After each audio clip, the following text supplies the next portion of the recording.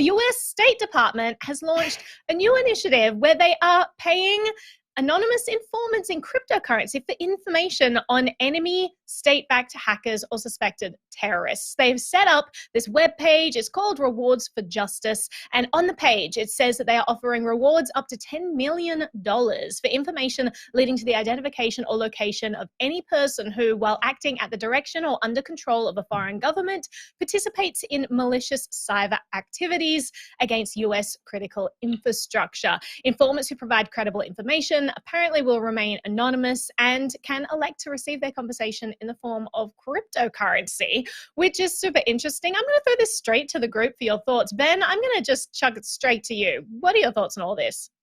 Yeah, I mean, I think it's interesting. I want to know, like, what cryptocurrencies actually offer. Oh, no, he not is silent. fully back.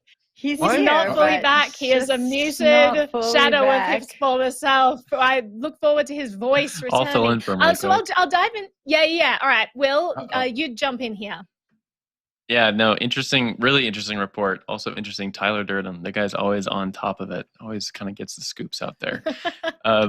But yeah, there's like the program in general that they're offering to pay in crypto is really interesting.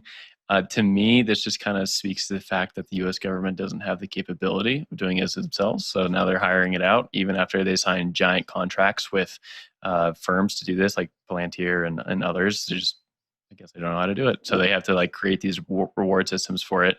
Also makes me interested in knowing how much Bitcoin and other assets the U.S. government has, because typically when they do seize it, they sell it off. And that's how there's been a bunch of billionaires or millionaires in crypto have been made just through the U.S. government seizing Bitcoin and then selling it later, like Tim Draper.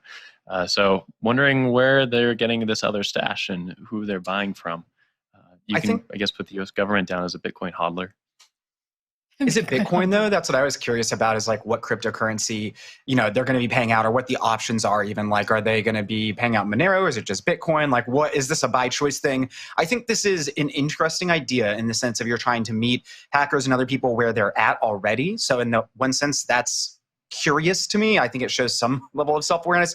On the other hand, we also see like the federal government, doing contracting with a variety of blockchain analytics firms. And so I wonder if ultimately, this is like the secure and private method for this, but there are ways to trace these things. And so, there is a chance potentially that somebody might be de-anonymizing themselves, even though this is like an anonymous thing if you track the movements of this on chain potentially.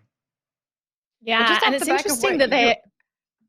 Go ahead, Jen. I'll go super quick. Off the back of what Ben was saying, remember when the Fed sold encrypted devices to criminals and infiltrated large criminal gangs and then arrested them? I mean, this has so many red flags for me. And just off the back of what Ben was saying, that these transactions can be tracked. And so I mean, I'm not telling criminals what to do, and I am not for them, but this just feels like a little bit to me. Let's also just note these aren't criminals per se. These are hackers. So we're not saying like the people contacting these people will be criminals. There are white hats on the dark web. For sure. And it's interesting that you can actually access this platform using Tor. So when you're saying that they are going to where people are and kind of using their systems, it is interesting that they have, enabled this on Tor. Tor obviously being a system where you can't actually track a person's IP address through the system, because it like routes it through all of these different servers first. But David, I'll throw to you. Yeah, I do think it's interesting that it's not clear whether this is Bitcoin or not. I mean, in my mind, the model would be, you get the white hats who are hanging out online to track the bad guys, which seems smart from a sort of geopolitical perspective, and would also mean it's possible that they're using Bitcoin for this if they're, saying these are not bad guys, they're just helping us out, they're contractors or something like that.